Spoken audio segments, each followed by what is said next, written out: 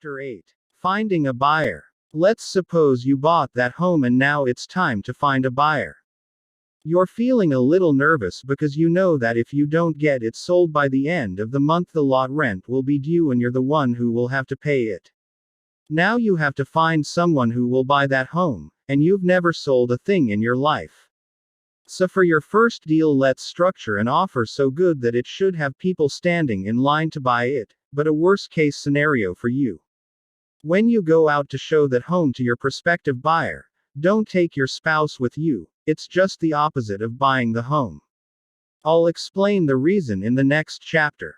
Let's also suppose it takes you a month to sell this home.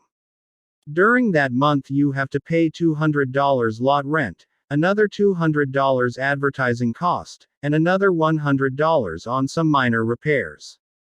You now have $3,000 invested in this home. You place an ad in your local paper in the Mobile Homes for Sale column. The top line of your ad says, "We'll finance." The price is $4,500, $200 down, 9% interest and 36 monthly payments of $136.74. This ad should have your phone ringing when you hang it up. Let's see how you will come out if you sold at this price, and on these terms. You find a young couple who's just starting out and needs an affordable place to live. This couple had planned on renting an apartment, but you show them how they can use their rent money to buy this mobile home for less than they would have to pay for rent. When you explain to them how they can own this home in 3 years, instead of having 36 rent receipts, they decide to buy. They pay $200 down and sign a note for $4,300, 9% interest, payable $136.74, for 36 months. Now, let's punch in the numbers and see how you did. According to our chart, we've just structured a little note that yields 41%. How the note is structured: PMT 136.74 N36 PV 4,300 amount invested and our yield PMT 136.74 N36 PV 2.800 41.24. Do you think you would really have a problem selling this home if you made an offer like this to some young couple who needed a place to live? Someone working for minimum wage should be able to afford to buy this home. By now I hope you aren't quite as nervous. And once you do that first deal and get some experience, you will be able to do much better than this. The first deal is always the hardest. But can you see that when you buy right, just how much leeway you have? You have plenty of room to adjust the price, the interest rate, the monthly payments, or whatever it takes to get that home sold, and you still have a real good return on your investment. Now, let's use some numbers that are real-world numbers where we live. The home I told you about earlier that we bought on our lunch hour for $1,500 was sold in less than a week for $4,900. We got $500 down and took back a note for $4,400. The note was payable $172.05 for 30 months, 12.75% interest. Our advertising cost was approximately $50, and we also agreed to pay half a month's lot rent, $100 that was owed. We did absolutely nothing to the home. We now had a total of $1,650 in the home. We received $500 down payment, which left us with $1,150 in a $4,400 note. My calculator says that's a 176% yield. Just so you don't think this is a typo error, let me spell it out: 176%. Check our chart. How note was structured: 172.05 amount invested and our yield PMT 172.05 176.61 PV 4,430 PV 1,150.30. When I sold this home, I offered the buyer a $0.000 discount if he could pay the note off within 30 days. He's trying to borrow the money from his credit union to do so. If he does, wonder what my yield will be then. Update. He did borrow the money and paid the note off. Now what's my yield? Why not fire up your calculator and run the numbers to see how pretend that this was your deal, because you can do one just like it, came out. And you might hear is the final figures. Our total investment in that home was $1,650. We received $500 down payment at the time of sale, and another payment of $3,400 in less than 30 days. How did we do? Regardless of what your calculator says, the correct answer is good enough, even though we really don't need the cash, and I love receiving checks each month. I never turn down the chance to grab the cash whenever I can. If the money is in my pocket, I can't lose. I can always find another deal with the cash when I get it. Now you know why I said used mobile homes are my favorite way of making money. But be careful who you try to explain this business to. The majority of people don't know, don't understand, and don't believe that you can legally earn these kind of yields. Most of the public has been brainwashed, and brain-trained by the banks, that you are better off placing your money with them, or in CDs, T-bills, or IRAs, at ridiculously low returns. You try explaining the kind of returns you get on your mobile home notes to those kind of folks and they might think you're inhaling some of those wacky weeds, or either you're some kind of a flake. Okay, back to how to sell. The type of buyer you're looking for might be a young couple just getting married, or maybe still living with their parents. Maybe they've been renting a small apartment and are tired of paying rent. They might even be paying more rent than what they could buy your mobile home for. If that's the case, explain to them how they now have the chance to buy a home that will be theirs in a short time. And once it's paid for, all they have to pay then is the lot rent. Wording your ad. When we run an ad to sell a mobile home, we always have the first line read, "Will finance," in large bold letters, following the make of the home. That's what gets the phone ringing. In my local newspaper, the ads run in alphabetical order according to the make. For example, it might read, "Corner 1981 will finance," and the rest of the ad follows in regular size. The ads appear in alphabetical order, but also in numerically order. I used to place an ad and list the make of the home first, followed by the year of the home. For instance, it might read, "Brigadier 1982 VWILL Finance discovered that the numerically order takes precedence over the alphabetical order." So now that same ad would read, .1982 then I Brigadier will finance. This would cause the ad to appear closer to the top of the column, and of course be read first. So find out how the position of the ads are determined in your paper, and have them formatted to appear as near the top of the column as possible. The closer to the top, the better the exposure. Some of our ads list the sales price and no monthly payment. Some will have the amount of the monthly payment, but no price. Some will have the price and down payment, but no monthly payment. We constantly change the wording to see what gets the best response. So experiment with the wording, price, payments, interest, and etc. to see what gets the best results for you. And don't include everything in the ad, just enough to get the calls coming in. Sometimes if we hit a slow spell and the home doesn't sell as quickly as we had hoped, we place a longer ad and go more into detail about the financing. If it's close to the end of the month and we want to get the home sold before the lot rent is due, we might make the ad real attractive by offering a longer pay period, low payments, or offer a low interest rate. One time we had a home for sale and it was taking longer than we had anticipated, so we tried a little different twist. We pulled that ad and ran a new one saying we would finance at 8% interest. For people that are hung up on interest rates, that kind of ad gets attention. Your real profit is not in the interest you charge on the note, but rather on the spread between what you bought it for and what you sold it for. So a lower interest rate does not make all that much of a difference. If you buy the home right, you can carry the note at zero interest and still have a fantastic deal. And we've sold several where we didn't charge any interest at all. This idea works real well if you have a home for sale that needs a good bit of fix-up, or was left in bad condition after you repossessed it. In one case, we repossessed a home that was left in rough shape. The roof had leaked and caused ceiling damage. There were some bad places in the floor, and some other problems.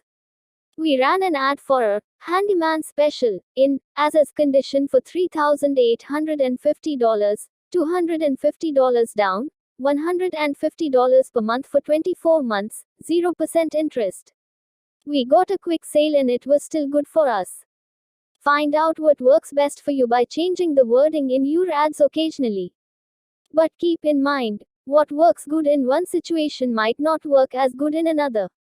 So if you're not getting good results, change your ads every couple of weeks. If your buyer's hot button is interest rates, offer to lower the interest.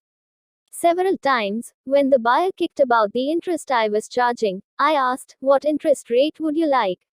When they asked for a lower rate, I asked for a larger down payment, or a larger monthly payment, or both. If you understand how to punch the numbers on a financial calculator, you can make it say whatever they want to hear, and the end results will still be about what you want it to be. All you really need to do is juggle the numbers and make them come out like the buyer wants, and still have the bottom line come out like you want it to read. But it's very, very rare that anyone asks me to lower the price, or complains about the interest rate. Sometimes the buyers might not be able to afford the monthly payments I want. If that should be the case, I can work out a lower payment by either getting a larger down payment, or raising the interest rate and increasing the term of the note. How much down and how much a month? Most buyers don't really care about anything except being able to buy on affordable terms. Some don't even ask what the interest rate is, or how many payments there will be. It's usually, how much down and how much a month? That's the question you will hear from most of your buyers. Here's a typical example of what you will find quite often. We sold a home A for $10,900. We had just bought it for $5,200. When the buyers called on my ad, their first question was, how much down payment do you have to have? I gave them my standard answer. T's negotiable, but if it's reasonable I'll try to work with you. How much can you pay down? They said $1,500, which was reasonable. Next question. How much will the monthly payments be? Again, my standard answer. It's negotiable, but if it's reasonable I'll try to work with you. How much can you pay a month? They said they could afford to pay between $300 and $325 monthly. I thought that sounded reasonable, so I agreed. With $1,500 down, that meant I would be structuring a note for $9,400. After punching the numbers for a minute or so, I offered to finance $9,400 for 36 months, and the payments would be $315.59. They were happy with that, and we had a sale. Did you notice they never asked what the interest rate would be? They didn't even know until I handed them the promissory note, and we read it over together to see if they had any questions. When they saw what the interest was, the woman said, 12.75%. Boy, that's not bad. It's a lot better than our car loan. Is 0% better than 12.75%? Let me give you an example of how offering to sell at 0% interest might be better than offering 12.75% interest, our standard interest rate. The monthly payments remain the same, or almost the same, and you still achieve basically the same results, money-wise. We repossessed a mobile home one time and wanted a quick sale. We figured if we could get $6,500 for that home we would be happy. This is what our chart would look like if we had sold for $6,500 with $500 down, and financed at 12.75% interest. PMT 201.44 PV 6.000 36 12.75. If we multiply 36 payments of $201.44, we get $7,251, plus the $500 down payment, for a total of $7.75. This would be our total payout. We decided to try a little different technique that would still give us the same results. We ran an ad describing the mobile home, and this is the way we worded the financing. $750 down, $200 per month for 36 months, no interest. If you add these figures up, 36x $200 minus $7,200 plus $750 down payment equals $7,950. You will see that we wound up getting more money than we would have gotten by selling the conventional way. We sold that home the second day the ad came out, and the phone didn't stop ringing for days. There must have been at least a dozen people that left their name and asked us to call when we got another one. So sometimes it pays to be a little creative and try something different. You never know what will work until you try. Now, back to my ad. The first line always says will finance. You want your ad to be noticed when that potential buyer opens the paper, and words like these get attention. Then I list the size and number of bedrooms. Number of bathrooms only if it has more than one. Your ad should include attractive financing terms, down payments, monthly payments, and etc. that will get the phone ringing. Next, what comes with the home: range, refrigerator, air conditioner, shed, deck, fence, and etc. Include any good features about the home and location that will generate calls, such as nice park, low lot rent, convenient to schools and shopping, and etc. Advertising in the city papers is expensive, so we try to keep the ad as short as possible, but still say enough to get that potential buyer to call. If it takes another line or two of text in order to list the attractive features of the home, or the fact you are offering good financing and terms, then do so. A 3-line, inexpensive ad that doesn't produce any calls will wind up costing you more than a 5 or 6-line ad that gets the home sold quickly. Keep a list of potential buyers. Let me add a little tip here that works well for us. When we run an ad, we usually have it run for 2 weeks, even though in many cases the home is sold before the 2 weeks is up. The reason for leaving it run for the entire 2 weeks is to continue getting calls so you can build up a list of potential buyers. Having a list of potential buyers and sellers on hand greatly increases your chances of additional sales without much additional cost. Sometimes, by having a list of buyers and sellers, it's simply just a match-up game. Several phone calls between sellers and buyers may be all it takes to generate another deal, and another monthly check. If the home we're advertising is sold and I'm still getting calls, I don't tell the other callers that the home has been sold. I tell them that I have an application for that home, but I don't know yet if it will be approved. Then I ask that caller if they would like to leave their name and phone number, and I'll call them back in case this application is rejected. Then I get all the information I can on that person, what kind of home they need, what park or location they want it in, how much of a down payment they can make, what price range, and whether they can pay cash. Most of all, I try to find out how much money they have to work with, and how soon they need to move. And regardless of what kind of home they want, I tell them that I'll have one like that real soon. Then I start looking for one. I make an effort to keep aware of what's for sale in the various parks, and also what some of the dealers have on hand. Sometimes we've been able to sell homes before we actually bought them. We simply found the home and arranged to show it to a potential buyer that had left their name with us. If my buyer looks at the home and likes it, I negotiate a sales agreement with them and get a deposit, usually $LOO. Then I would get a purchase agreement from the owner of the home. Put the seller to work for you. In some cases I've had a purchase contract from the sellers, but they needed to stay in the home for another week, or even a month before moving out. If I didn't already have a buyer lined up for this home, I would offer the seller a few bucks to help me find a buyer by placing my "For sale will finance" sign in the window. If someone stops and wants to see the home, the seller shows it to them and saves me a trip. Also, if someone calls me and wants to see the home, I just send them out and have the seller show it. Yeah, I know, I've gotten really lazy. I ask the sellers not to discuss the price with any potential buyer I send out. But, if my buyer finds out that I'm buying the home for $3,000, and pricing it to them for $6,000, and they have a problem with that, I just ask them if they have $3,000 cash to buy one. If so, they can go find one for that price. If not, I'm offering them a way to buy on credit with affordable terms and payments. Everything has two prices. I explain to them that everything has two prices: a cash price and a credit price. If they can pay cash, they pay less; if they buy on credit, they pay more. And if they don't have cash, it doesn't matter what the price is.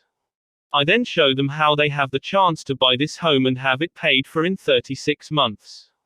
If they're renting a place, I ask them how much value their 36 rent receipts will have after 3 years.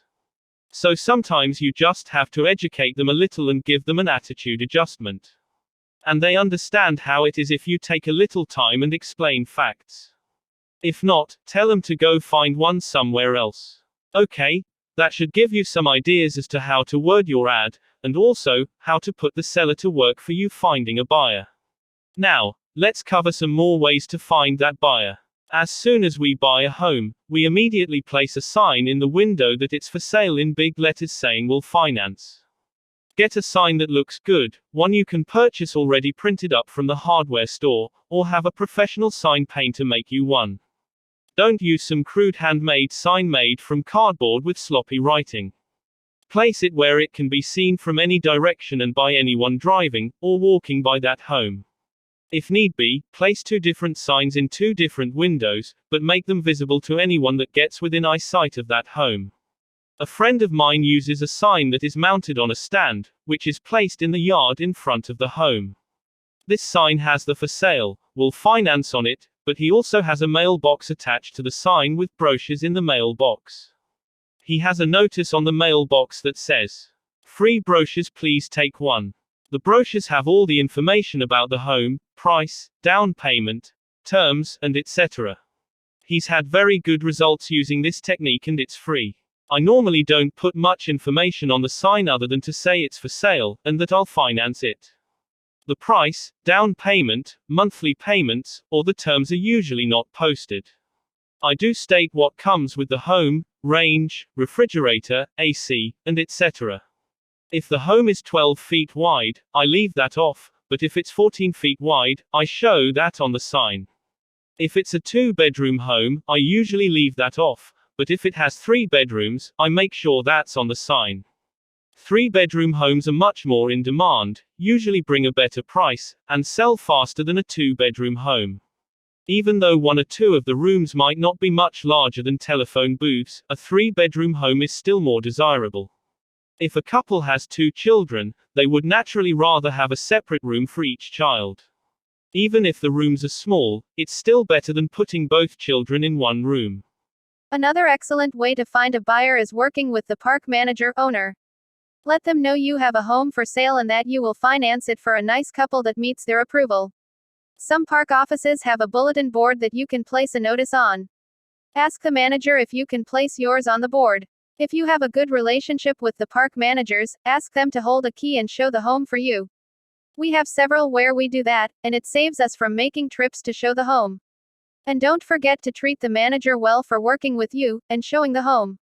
Also, ask the manager if they have any objections to you placing a sign by the mailboxes, so it can be seen by anyone picking up their mail. You could even state on your sign that you will pay a fee if someone sends you a buyer. A sign like that should produce some calls from the people already living in the park. Spread the word around to everyone in the park that you have a mobile home for sale, and you can offer easy financing. Go door to door and leave your card and a brochure with everyone. Someone living in the park might have a friend or family member that would be interested in buying yours. Don't forget to also tell them you are looking for a home to buy. Find an opportunity by looking at a problem.